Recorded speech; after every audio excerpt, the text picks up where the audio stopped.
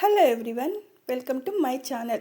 ఆద్య, ఈరోజు నాకు ఆఫీస్లో చాలా పని ఉంది, రావడానికి లేట్ అవ్వచ్చు, నువ్వు తినేసి పడుకో అని చెప్పేసి, ఎలాగూ ఇంట్లోనే ఉంటావు కదా, కాస్త నా ఆఫీస్ ఫైల్లో కరెక్షన్స్ ఉన్నాయి, సరిచేయి. అలాగేనండి, నేను చూసుకుంటాను, మీరు జాగ్రత్తగా వెళ్ళండి అని భర్తని ఆఫీస్కి పంపించి ఇంట్లో పనిలో పడుతుంది ఆద్య. ఇంట్లో పని అయ్యేసరికి తన 9 నెలల కూతురు లేచుకుంటుంది. తనకి స్నానం చేపించి రెడీ చేసి కొంచెం పాలు పట్టి పడుకోబెట్టేసరికి 11 అవుతుంది టైము.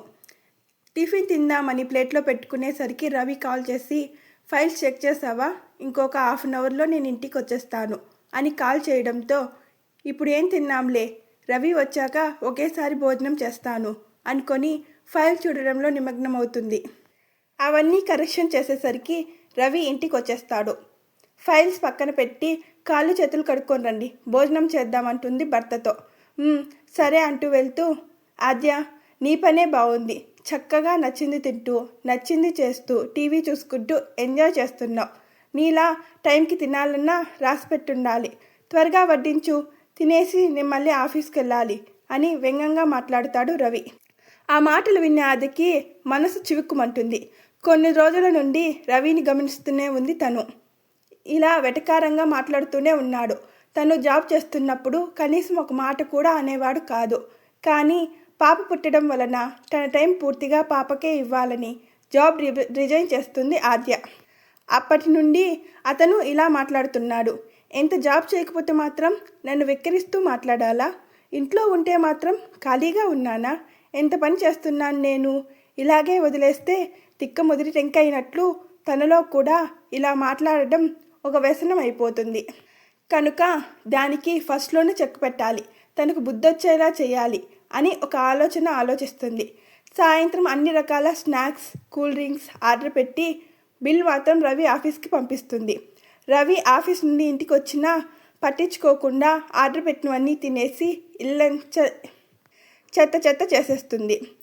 రవి ఏం అడిగినా అక్కడే ఉంటాయి చూడండి, సరిగ్గా వెతకండి కనిపిస్తాయి అని చెప్పి టీవీ ముందు నుండి అస్సలు కదలదు. రాత్రికి కూడా మళ్ళీ రకరకాల ఫుడ్ ఆర్డర్ పెట్టి బిల్ మాత్రం రవికి ఇస్తుంది.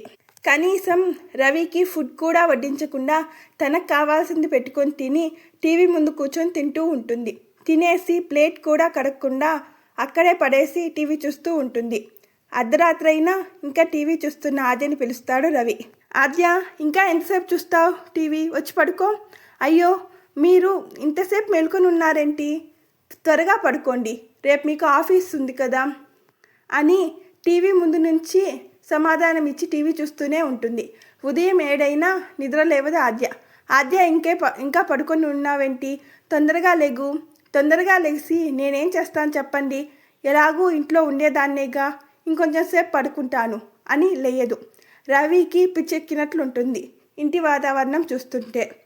ఎప్పుడు శుభ్రంగా ఇల్లు ఉంచుకునే ఆద్య అలా ఏం పట్టనట్లుంటే చాలా కోపం వస్తుంది.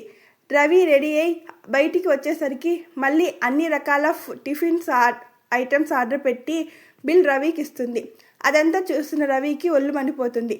అసలు ఆద్య ఎందుకు ఇలా ప్రవర్తిస్తుందో అర్థం కాక బుర్ర బద్దలవుతున్నట్లుంటుంది అతనికి. ఆ రోజు ఆఫ్టర్నూన్ కూడా ఫుడ్ ఆర్డర్ పెట్టి బిల్లు రవికి పంపించడంతో అతనికి సహనం నశించి, ఏమైంది ఆద్య, నీకు నిన్నటి నుండి చూస్తున్నాను, ఎందుకు ఇలా చేస్తున్నావు? నేనేం చేశానండి, ఇంట్లో ఉంటూ టైంకి నచ్చింది తింటూ లైఫ్ని ఎంజాయ్ చేస్తున్నాను, కానీ మీరు ఇలా ఎందుకు అరుస్తున్నారు? ఎందుకా? నీ వల్ల నాకు మైండ్ పనిచేయడం లేదు కనుక. ఎందుకని?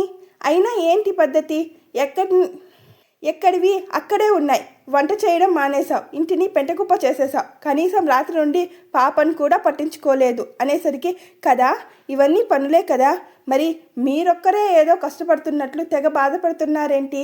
నేను చేయకుండానే ఇవేం జరగవు కదా, మీ ఆఫీస్లో పని కన్నా ఇంట్లో పనే ఎక్కువ, అది తెలుసుకోండి. మీరు జీతాలు తీసుకుంటారు, మేము తీసుకోమంతే. నేను కానీ తలుచుకుంటే మీకన్నా ఎక్కువ జీతం సంపాదించే జాబ్లో జాయిన్ అవ్వగలను ఇప్పటికిప్పుడే. కానీ మిమ్మల్ని పాపని కంటికి రెప్పుకోలా చూసుకోవాలని నేను బ్రేక్ తీసుకుంటే ఏదో ఊరికే ఇంట్లో కూర్చోబెట్టి సాకుతున్నట్లు బిల్డప్ కొడుతున్నారు మీరు. మీకు బుద్ధి చెప్పాలనే ఇదంతా చేశాను. అయినా ఇంట్లో ఉన్నంత మాత్రాన ఆడవాళ్ళు ఏం తిని కూర్చోరండి.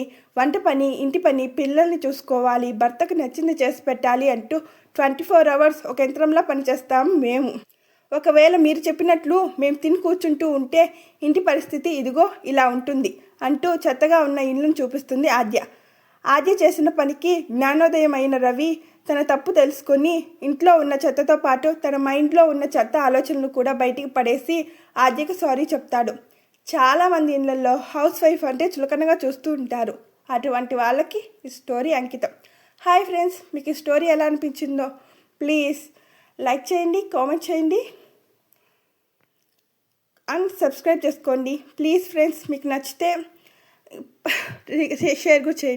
షేర్ చేయండి.